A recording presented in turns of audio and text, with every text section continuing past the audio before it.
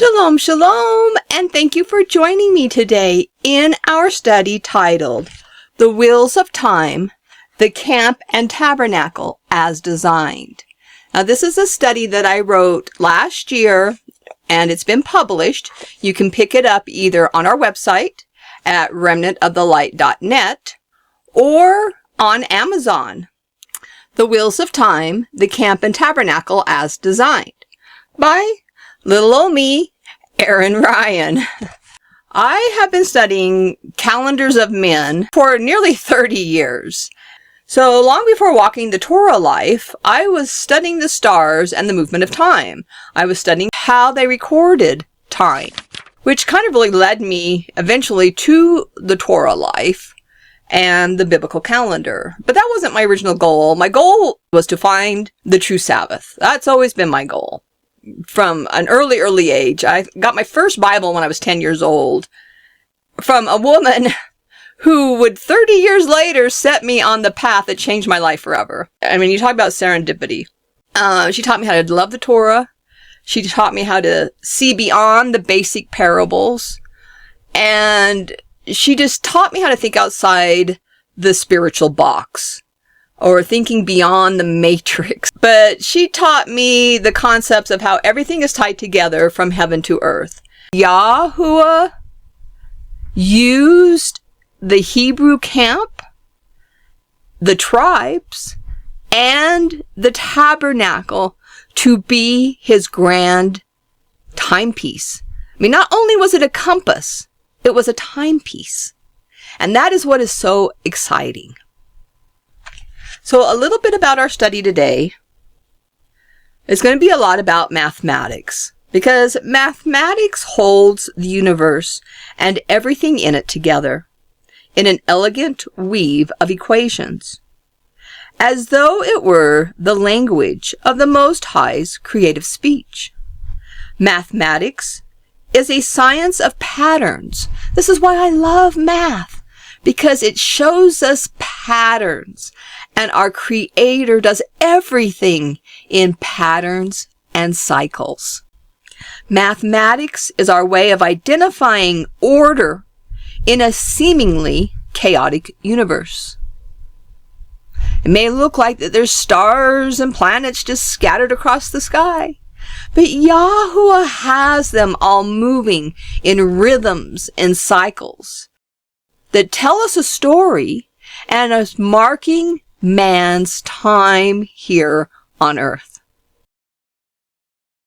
So within creation, there exists a divine proportion. The Bible clearly states that the earth is designed, so it is not surprising to find amazing numbers and mathematics embedded in the formation of all things. The Golden Ratio shows up all over the human body. The Ark of the Covenant is constructed using the Golden Ratio. Noah's Ark was built in the same proportions. The whole Hebrew wilderness camp, down to the Ark in the Holy of Holies, was designed around the Golden Ratio of Phi. Now, let's not confuse Phi with pi. Now, pi is the constant of a circle, but phi, P-H-I, phi, is the golden ratio, based on the number 5.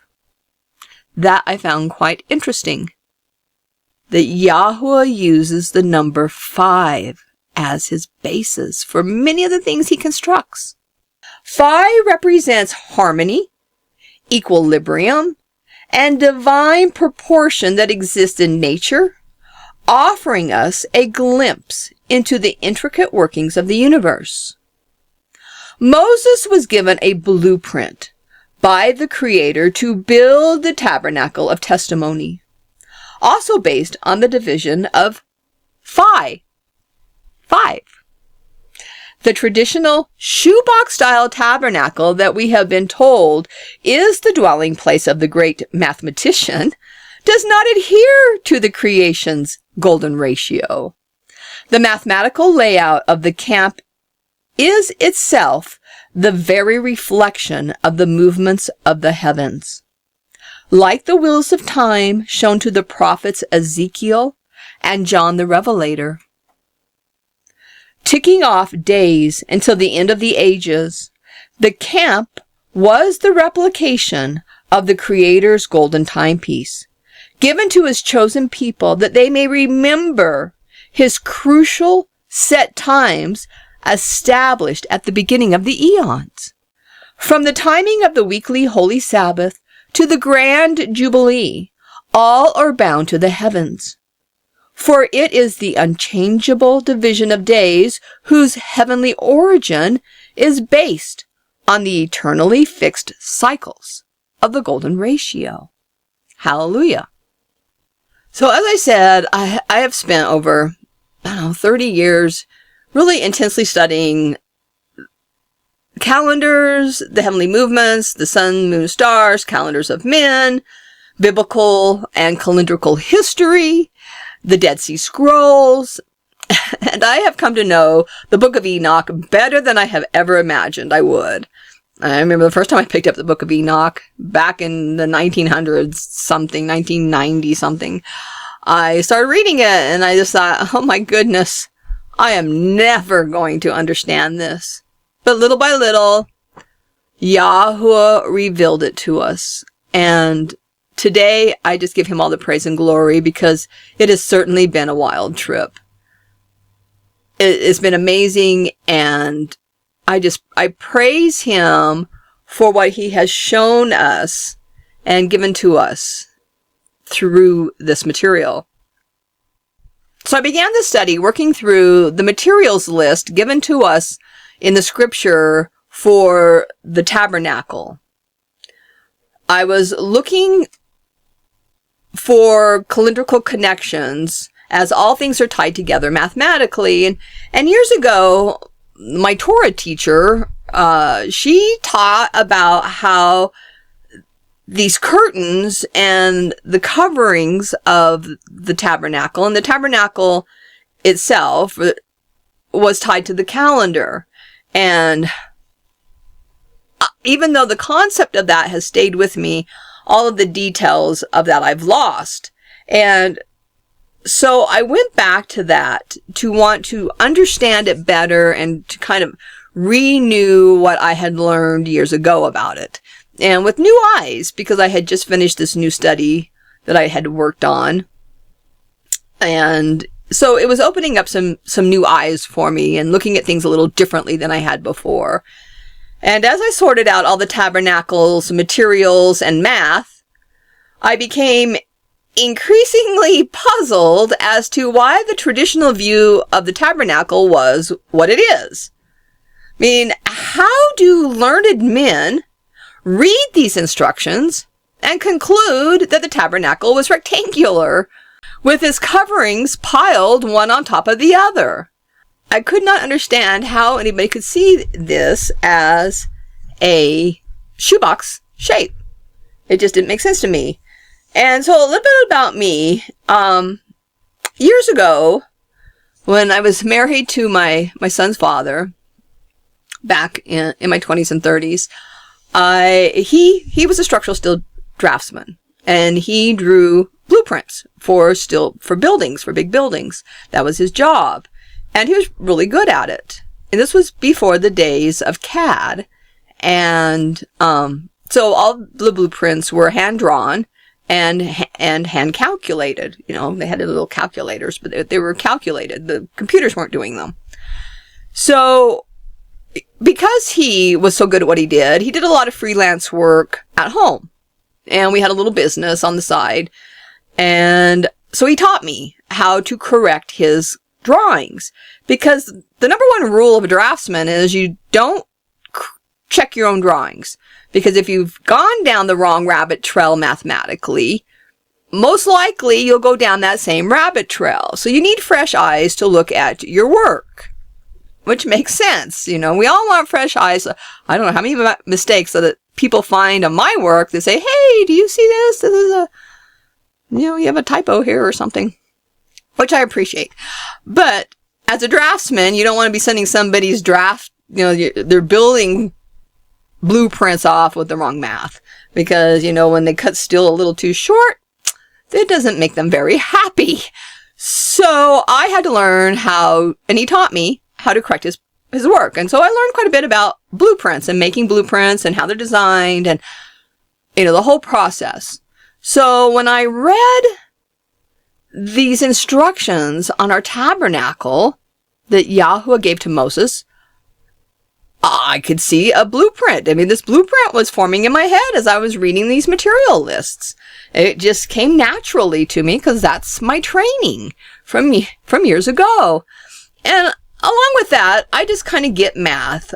Also years ago, I was involved in some homeschooling with some homeschooling kids. When I was in the lunar group, our kids were homeschooled. And even though my kids were already grown, a couple of my grandkids were in this group with us, and they were kindergarten, first grade, and so they were being homeschooled. But I homeschooled the older kids. I had 4 or 5 kids that I was teaching math. I was teaching junior high math too. And so that was my job in the homeschool, was the garden teacher and the math teacher. And so I taught math for a while. So math and rhythms, patterns, those are things that catch my eye. So when we started into this study and I'm seeing this blueprint, I'm just like, wow, Father, what are you showing me here? So what we're going to cover today is first the wheel in a wheel, where each tribe has been seated into the camp. We're going to go over these placements of the tribe and the order. The order is always important. Order of operation is not something that our Father dilly-dallies with. It's not just a side note. Order of operation is so important. And I think order of operation is why some people get confused about the New Year dewy sunrise day. And they think it's the day after. They don't understand how Enoch is explaining the order of operation in chapter 72. And I see that a big mistake for some people, and I try to help them through it, but I can only give them so much information, and then they do what they want with it. So anyway, we're going to talk about the eastern quad seated, the southern quad, the center, the western quad, and then the northern quad. And then we're going to have a little talk about Eden and how that plays part. The Great Mathematician. We're going to discuss a decahedron and Phi. And then Venus. Venus plays a big role in the layout of the whole camp. And I thought that was kind of interesting where Venus plays a role, because then I discovered the Venus prophecy. And so I realized that this is where it's tied in. We're going to talk about some numbers like the number 52 and the number 13, the solar wheel, the lunar wheel, the stellar wheel, and the hub. Then we're going to go into the tabernacle itself and discuss the linen curtains and how they're tied to harmonic numbers. And I do believe, I haven't quite figured it out yet, and we'll talk more about it, that this whole thing actually is either, I know Yahweh uses frequency, but I think there's notes involved, and this is a musical piece, because music is also math. But I'm not strong in music, so I haven't figured that part out yet. So we'll talk more about that as we go along. We're going to talk about, the linen curtains, the harmonic numbers, the cubit, and how the tabernacle itself gave us the cubit that they used, and how that cubit, I was so surprised about this cubit and what it actually equates to, and I can't wait to share that. And then the mohair curtains, the frame itself, which this is the part that blew me away, that really showed me that this was not a rectangular structure. Then we'll talk about the courtyard and the numbers 70 and 12. Then the New Year's Day itself. Then we'll conclude the study. So this may take a couple parts to get it all done. The book itself is over 160 pages, the study. So we're just going to work through it completely, and I'm going to try to answer all the questions that I've been asked about it.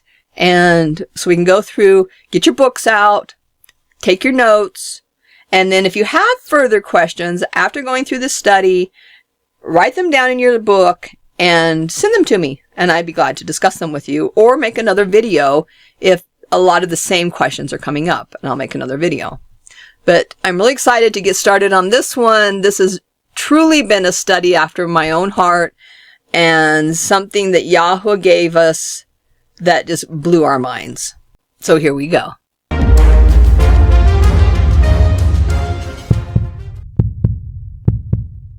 Will in a will. Numbers 2:2. Each man having according to his order, according to the standard, so his mark, his banner, according to the houses of their patrimony, so the houses of their fathers, let the sons of Israel camp opposite, round about, the tent of the testimony. The sons of Israel shall camp. Now the Israelite tribes were directed to camp round about the tabernacle.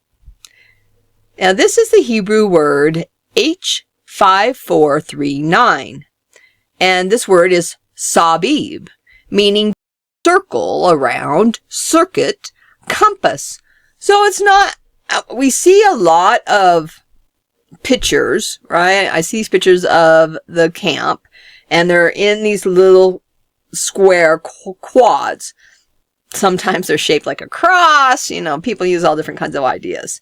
You have your long tabernacle in the middle, and then they have these squares. And so I guess you could say they were around, but this is definitely pointing to a circling, a compassing, a roundness. It's a circling, a ring. The Greek word used is kuklo, and that's G2945, and it actually means ring, cycle, in a circle roundabout.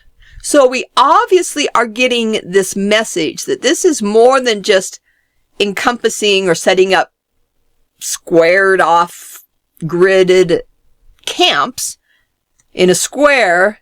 It's in a roundness. It's in circling. It's a ring around. So it is telling us the tribes circled, encompassing the tabernacle, much like the spokes of a wheel. So this is kind of reminiscence to the expression of circling the wagons, meaning to join together in order to protect themselves against attack. So these first tribes are circling around the hub, around the center, in a wall of protection. They were the camp's first line of defense.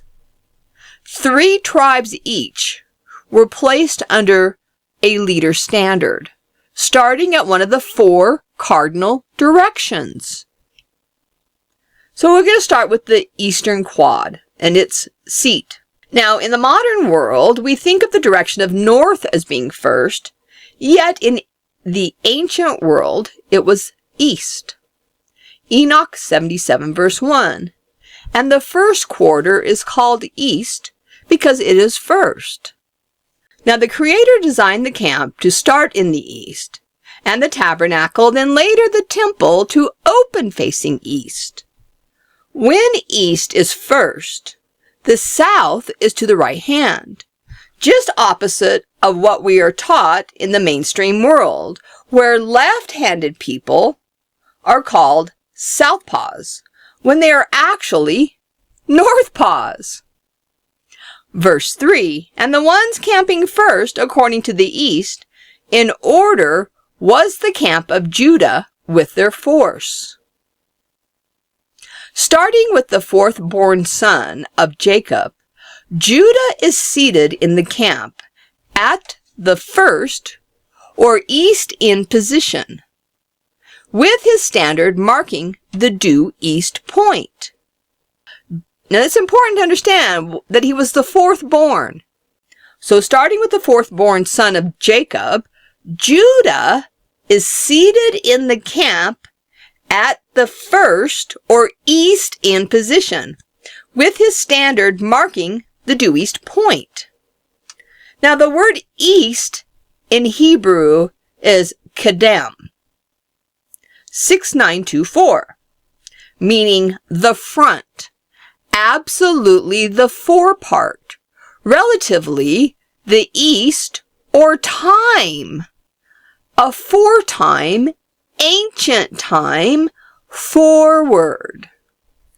This placement aligns the opening of Judah's camp with the opening of the fourth sun gate, called the Great Gate, by Enoch. Now, as the sun moves north and south across the heavens seasonally, it travels month to month through these heavenly gates or portals. And we are told that the first month begins when the sun shines in the face of the sky, from which we start counting 30 days. Now, the sun shines in the face of the sky. On the morning it rises due east. So we only have 2 mornings in all of the year that the sun rises due east. That's in the spring and in the fall. Now, some people get a little confused thinking they need to use the exact moment of the equinox to proclaim the new year. But that's not what the priests did. They used the due east sunrise, because sometimes the line of the equinox will start straightening out the evening before, which Enoch explains, the evening before the dewy sunrise.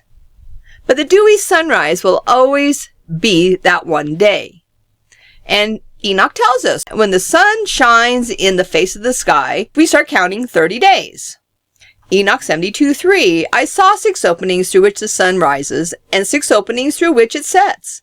The moon also rises and sets through the same openings and are guided by the stars, because the stars are the leaders of time. They mark the ages, together with those whom they lead. They are 6 in the east and 6 in the west heaven. All of them are arranged one after another in a constant order. There are many windows, both to the left and to the right of these openings. So we have 6 main openings in the heavens that the sun, moon, and stars move through. And then we have these other parts of the heaven that they're filled with stars, but our main window, our main theater in the sky are these 6 gates. Enoch 72:4. First there goes out the great light, whose name is the sun, and its roundness is like the roundness of the sky, and it is totally filled with light and heat. Verse 5. The chariot, now this is the chariot of the sun, the chariot of the sun groom, as found in Psalms 19, on which it ascends, is driven by the blowing wind. The sun sets in the sky in the west, and it returns by the northeast. Some versions say by the north, it returns by the north or northeast. That doesn't mean it's in the north. That means it's moving in a north direction. Okay, so it returns by the north. It's moving in a north direction. Why? Because it is just coming away from being in the south for the winter, right? Winter solstice is as far south as it gets. And now it's moving north to get back to that center spot as it goes north to the summer solstice. And it gets to the highest peak in the north. The sun sets in the sky in the west and returns by the north or northeast. It's moving northerly in order to go to the east. Just like I said, it's come from the south, from the winter. That's why all the birds go south in the winter. That's where the sun is. And a quick little notation, for the summer solstice this year, we were in Washington State and in the area of northern Idaho. And I didn't really notice it because we have been in and out of our usual time zone. And so Kayfa and I were just kind of, like, our whole time was all messed up. But my stepson, he mentioned, he's like, oh, I hate it this time of year because the sun is rising at 4 o'clock in the morning. And where we're from, in Utah, during the summer solstice, the sun is rising at 6 o'clock. So we see, because we were farther north with the sun, that the days were starting earlier and the sun was going down later. I mean, the days were a lot longer up in the north during the summer solstice period than what we were accustomed to, even just a few degrees lower in Utah. You know, we were like at the 45th parallel up there, and where in Utah, we're down more like the 38th. So, you know, quite a distance, northerly distance between those 2 points. And we could really see a difference in the length of the day and how early the sun was rising. So in order to go to the east, so the sun is moving northerly to go back to the east, the center position. And it is guided, so it shall reach the eastern gate and shine in the face of the sky. Verse 6. In this manner it rises in the first month at the great gate. It proceeds through this gate, which is the fourth among those 6 openings which are located in the direction of east. Okay, so it says, in this manner it rises in the first month.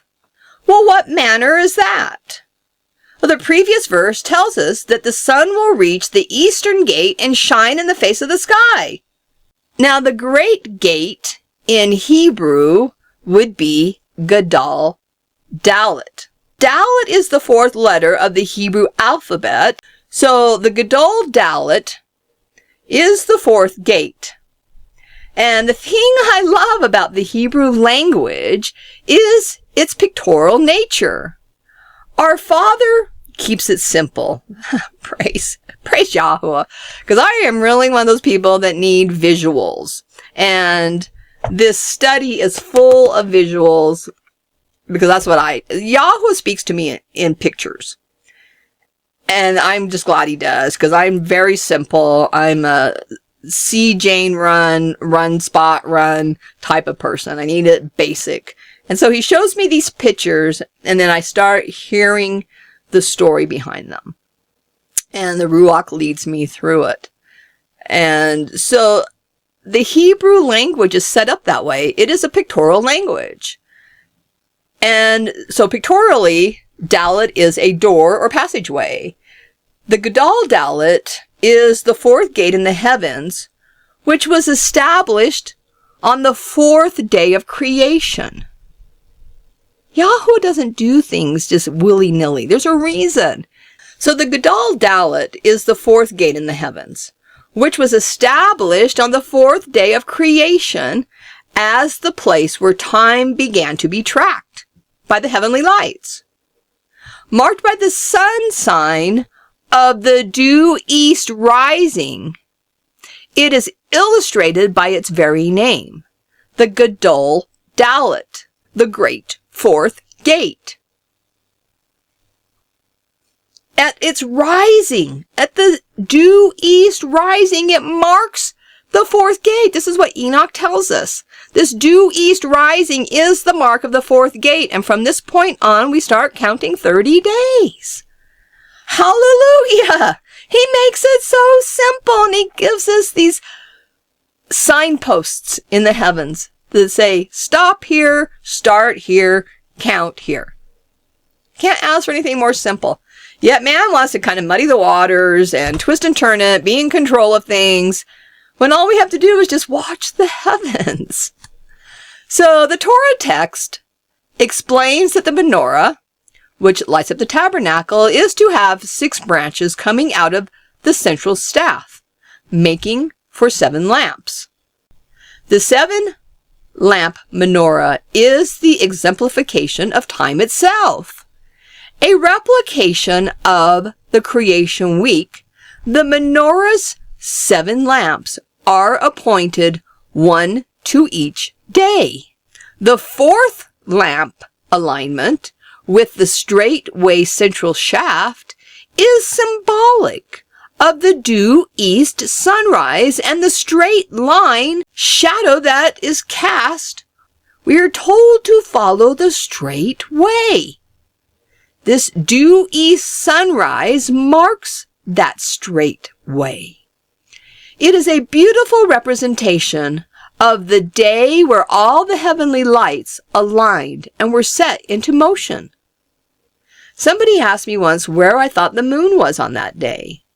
And given that the priest used the new moon to start the Jubilee cycles, new moon on the vernal equinox would tell me that the moon was probably in its new phase on day 4 of creation, when it was set into motion to start keeping track of the sabbatical years. Now, the sun rising due east up the center shaft of the heavens ties directly back to the center shaft of the menorah's fourth light, giving us the heavenly marker in which to keep track of the Creator's set times. It could also be said about the menorah that it tracks not only the equinoxes, but the solstices as well. Each light standing as markers of time through the sun gates, working not much different than the armillary that we use today to track the seasons. Enoch 72:7. By this fourth gate through which the sun rises. See, there's our clue. The sun rises. That dewy sunrise marks the fourth gate. During the first month, there are 12 open windows from which the flame flows when they are opened at the appropriate time. So he's basically saying that as the sun is rising due east, not only is the first month happening, but now all the months behind it, the 12 months behind it, are going to follow. That's basically what he's saying here. Verse 8. When the sun rises in the east, in the sky, it goes through this fourth gate for 30 mornings. So when the sun rises in the east, in this due east position, it is in the fourth gate for 30 mornings. This is the beginning of our count at this due east sunrise. Hallelujah, Father. Hallelujah that you give us such simple things to look at. Can't be any easier. Sun's rising due east. How do we know? It projected a straight line shadow. Aha! We get to start counting 30 days. I just have to giggle because he just makes it so simple when we try to make it so hard. So then he goes on to say, so it goes out through this fourth gate for 30 mornings and descends faithfully through the fourth gate in the western sky. And the sun rises at the fourth gate and it ushers in the leaders of months with it. Well, that's what we just said. This is emulated by Judah entering at the due east position to start the camp's arrangement. Then the other 12 tribes follow, each one occupying 30 degrees of the camp time wheel. Enoch 82:11. The 4 leaders which distinguish the 4 parts, the 4 quarters of the year enter first. So the leaders of the 4 quarters. People get these confused with the 4 intercalary days. Those are separate. They come at the end. Enoch is talking about the beginning. And the 4 quarters, the 4 quarter leaders started off. Then after them entered the 12 leaders of the orders which distinguish the months. Okay, we just learned that earlier. Right, in 72, where he tells us when the sun rises due east in the first month, then the other 12 months come with it. So he's just reiterating that, but now he's talking about the stars instead of the sun in chapter 82. So then the star leaders over the 4 quarters, as I said, enter first ahead of their assigned quarter. The Creator sets the camp in the same manner. Enoch 82:13. And these are the names of the leaders which distinguish the 4 parts or the 4 quarters, not the 4 seasons, not the 400 calorie days, but the 4 heads of the quarters of the year, which are fixed. They don't wander. See, they're fixed. How are they fixed? Because the sun tells us when that first month starts. It's fixed in the heavens. It doesn't wander. We don't wait to see what the moon says. The sun says, whoo, this is the day. I rose due east. Start counting, my people. Enoch 82:13. And these are the names of the leaders which distinguish the 4 quarters of the year, which are fixed. Malchiel, Helam, Melech, Melejah, and Narel. Now, Enoch gives us the names of the star leaders of time. And in his dream, Joseph, the son of Jacob, saw his brothers as stars. So we see a correlation here between the stars and the tribes. Job 22:12. Is not Eloah high in the heaven? Also, behold the leading stars. Behold the leading stars, for they are high. Wow!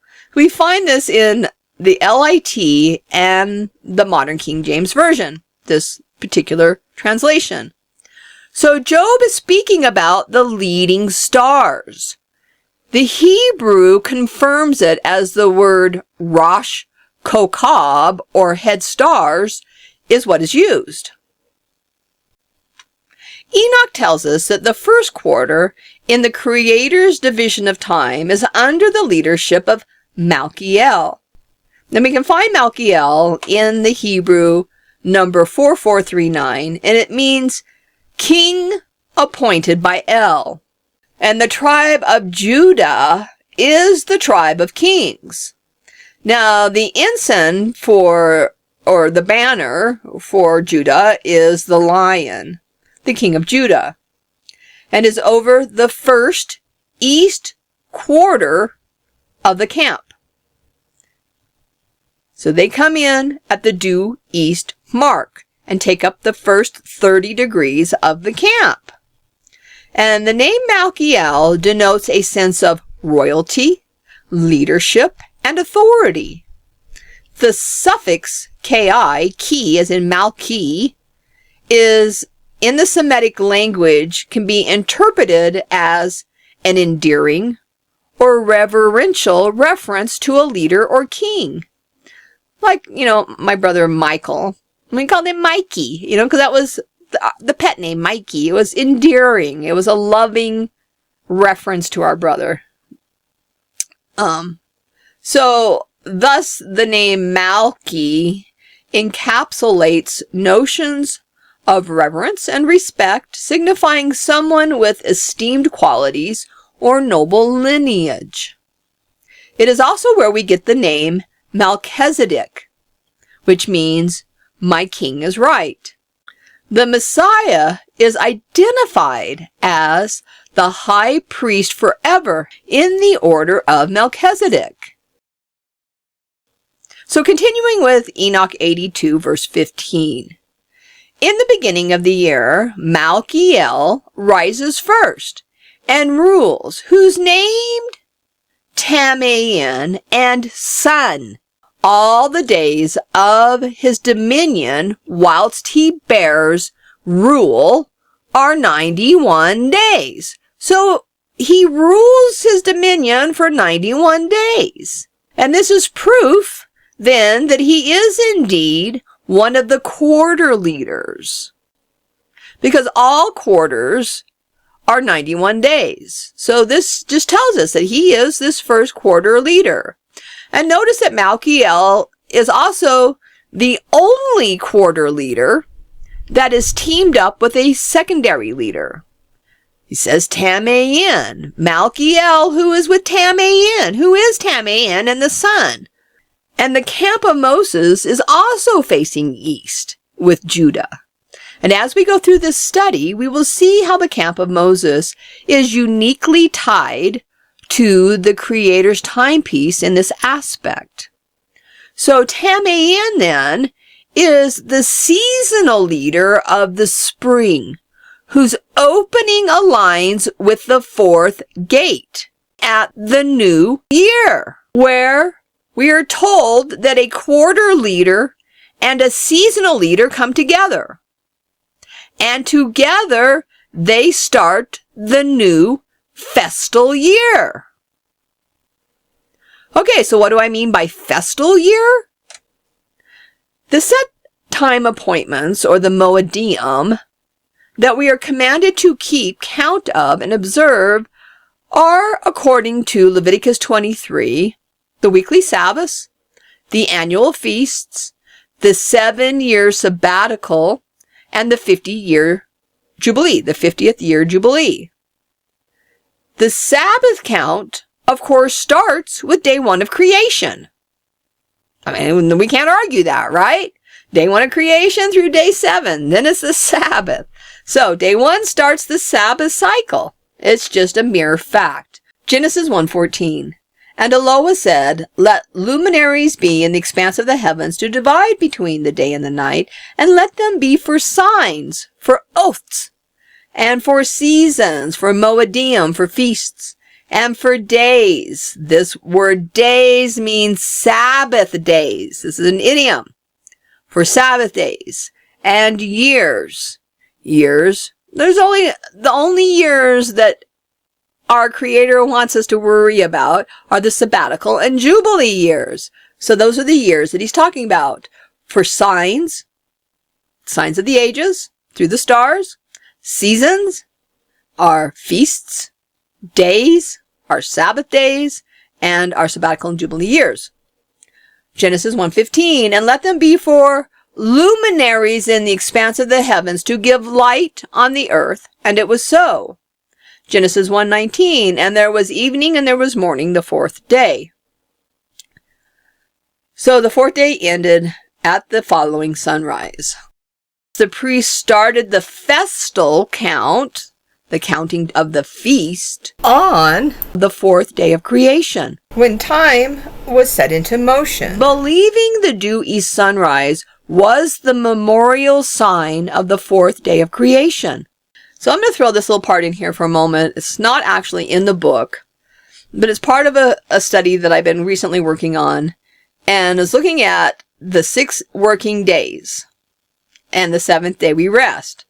And I used to think, well, the feast interrupt those working days, but when we look at the definition of working and work, we can see that it encompasses religious and liturgical observances that take exertion, take work, right? So our religious festal days are part of that work that we do during the 6 days. So I thought that was kind of interesting. So then why would Yahweh offset the Sabbaths from the feast, given this the 7 and 4 count? Because we're to work on these 6 days, but the 7th day we rest. So we don't do no feast days. We don't cook, because on feast days we can cook. On the Rosh Chodesh we can cook. It's a feast day. So we don't buy, we don't sell, we don't labor for our regular jobs. We don't go out and garden and weed and go shopping. Those aren't things we do on feast days and Rosh Chodesh. We worship, we praise, we gather together as a community, we feast, right? So we're allowed to cook, and the word tells us we can cook on those days. But on the Sabbath, it is a total rest day. I mean, they collected manna for 2 days, so they didn't have to cook on the Sabbath. So it is a total rest day. And there's no feasts, there's nothing on the Sabbath but resting with the Most High, because that was the day he rested. He wasn't feasting, he wasn't, celebrating, he was resting, and he gives that day to us to rest with him. So that's why we have the cycles of 7 and 4, to assure that no feast day falls on a weekly Sabbath day. And the alignment of Judah and Moses at the east replicates the opening of the Great Gate with Malkiel, and Tamain. Psalm 65:11. And you shall bless the crown. This word is Hebrew 58:49. Of the year. So you should bless the crown of the year because of your graciousness. And your plains shall be filled in fatness. So you're going to have an abundance by following Yahuwah's directives. So this word crown, 58:49, is atar, and it means to encircle, for attack or protection, to crown, to compass. So you shall bless the head of the circular year, marked by Judah, the tribe of kings. Numbers 2:5. And those encamping next to him shall be the tribe of Issachar and the tribe of Zebulun. Okay, so Issachar and Zebulun join Judah in the eastern quadrant, and the first quarter of the camp is seated. Then we go next to the southern quadrant in Numbers 2:10. On the south side shall be the standard of the camp of Reuben. Verse 16. All numbered of the camp of Reuben were 151,450 according to their armies, and they shall pull out second.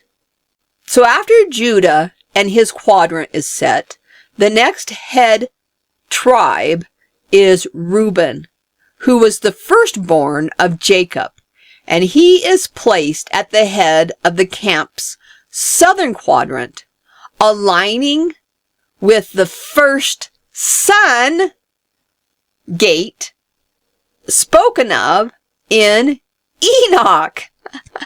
This blew me away when I started putting the camp in the time wheel. Time wheel I've created a few years ago through Yahuwah talking to me about the circuits of time. And in these pictures that he has shown me, and it's developed through the years, this time wheel, as my knowledge and understanding has developed. So now I'm placing the camp on the time wheel. And in doing so, if we put Reuben in the southernmost position in the wheel, where we are told is where he's placed, that puts him in the first gate. First son gate.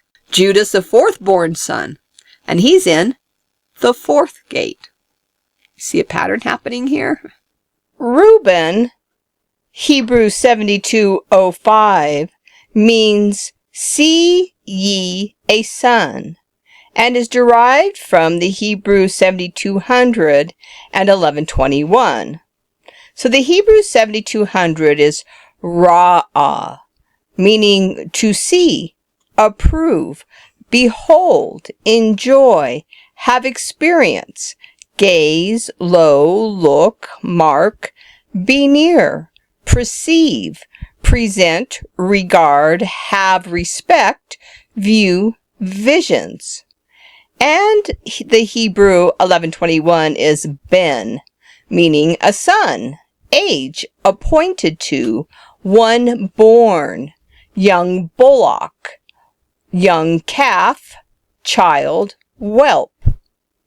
And according to Enoch, Nar-El, or the son of El, is the leader of the fourth quarter in the south. Now, Nar, the Hebrew 5288, means a boy, babe, child, lad, young man. The star leader Nar-El aligns with Reuben at the first sun gate. With him in that quadrant are his brothers Simeon and Gad. So then we move on to the center being seated. So we have the east quadrant and the south quadrant now together. So we have like the crown of the circle, the head of the circle or the circuit now is in place. So Yahuwah is going to put in the center. And this is what really kind of blew me away when he was seating the Levites. So Gad is the last seeded tribe under Reuben. So after Gad, take notice that within the protective walls of the outer will, the tribe of Levi is placed.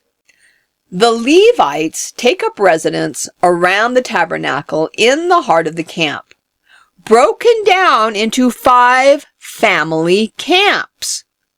The Levite camps are the inner will of the Creator's timepiece. Numbers 2:17. And the camp of the Levites and the tabernacle of the congregation shall pole out in the middle of the camps as they encamp. So they shall pole out, each man in his place by their standards.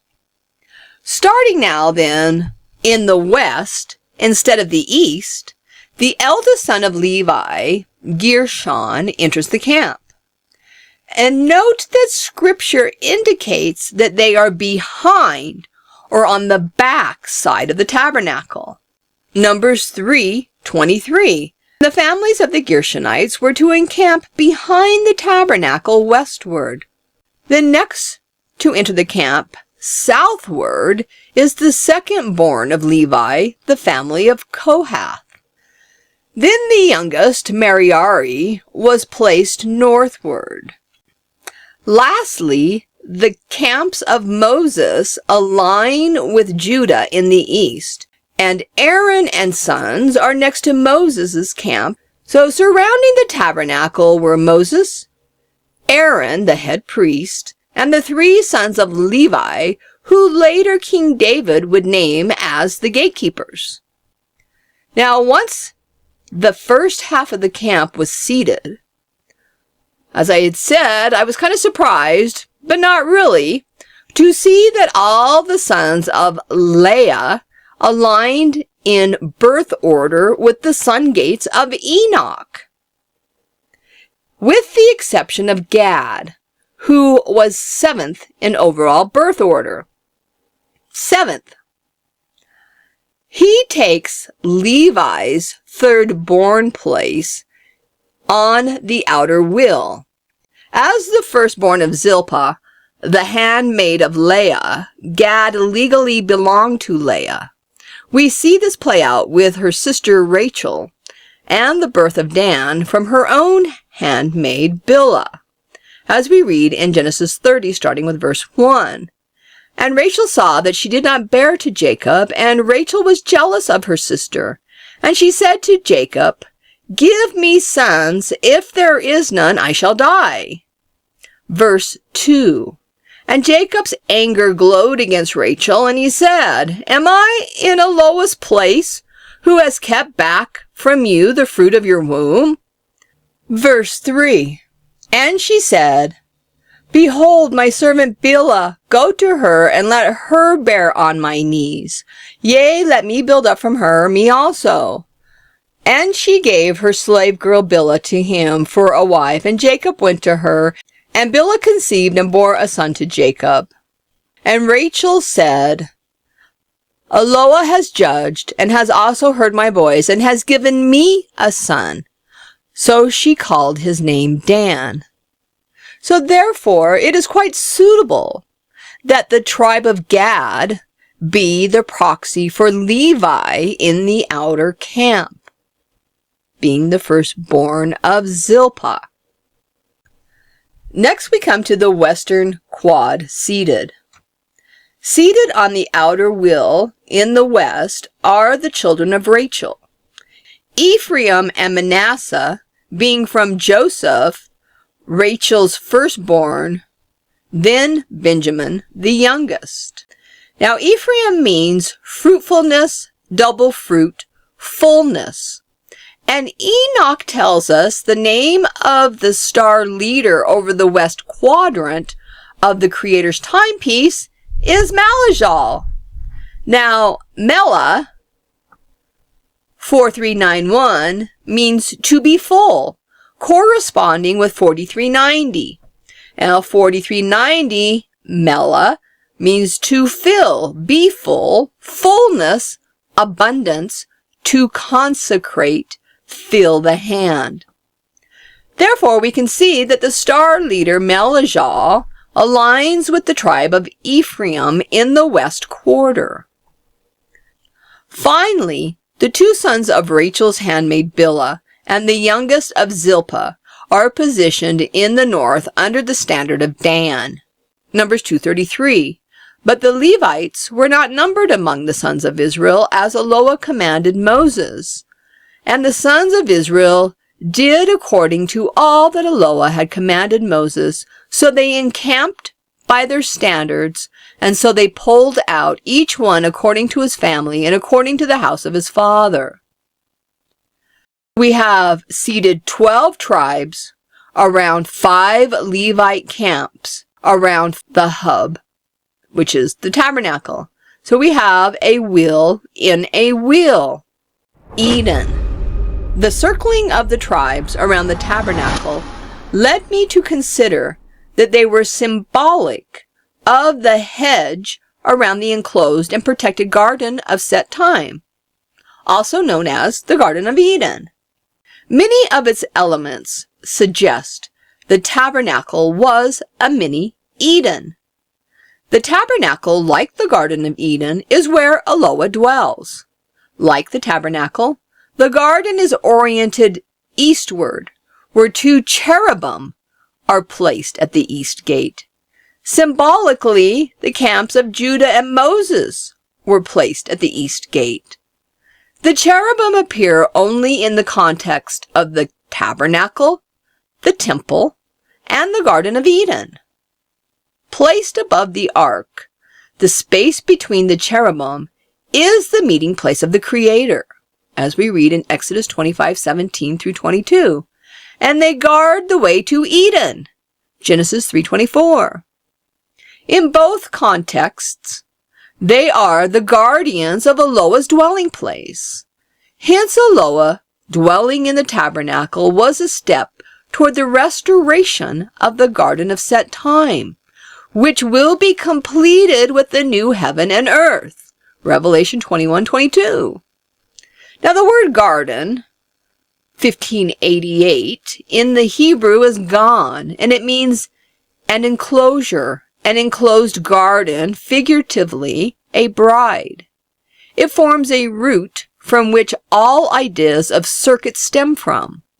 Defined as a sphere, that which has protective walls, which encloses, surrounds, or covers all parts. That which forms the enclosure of a thing, limits a thing, and protects it, in the same fashion that a sheath encloses, limits, and protects its blade. Also, a complete circuit. The enclosed Garden of Set Times is a place that is protected from the intrusion of outside elements, as related in the Encyclopedia Biblica. And I quote, "The word is derived from the root ganon, cover, protect, the garden being secluded from the surrounding uncultivated country and the incursions of strangers, and concealed by overshadowing trees from observation." Unquote. According to Encyclopedia Judaica, the path back to Eden is to again be given to the elect of the people of Eloah. And I quote, "In the future, during the Messianic period, God will reveal to Israel the path to Eden." Unquote. Now, Eden is derived from the Aramaic word Eden, which is from the root word corresponding to time, a set time, a year. It is a garden of set time, a year garden. And from the NAS Old Testament Hebrew lexicon, Eden, or Aden, is defined as 1, time, 2, duration, and 3, year. Now, the Hebrew word Eden is spelled Ayin, Dalet, Nun. So Ayin means to see, know, experience, understand, to be seen.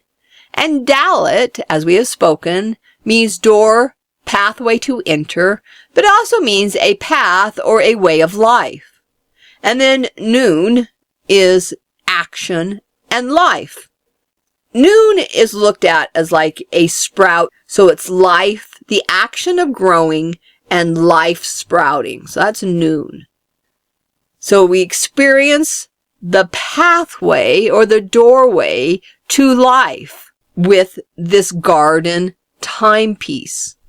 And when Ayin and Dalet are written together, they constitute a very important root, which hieroglyphically develops the idea of time, the actual time, a periodic return, as in a month or a year, a thing constant by which one can give a testimony or witness.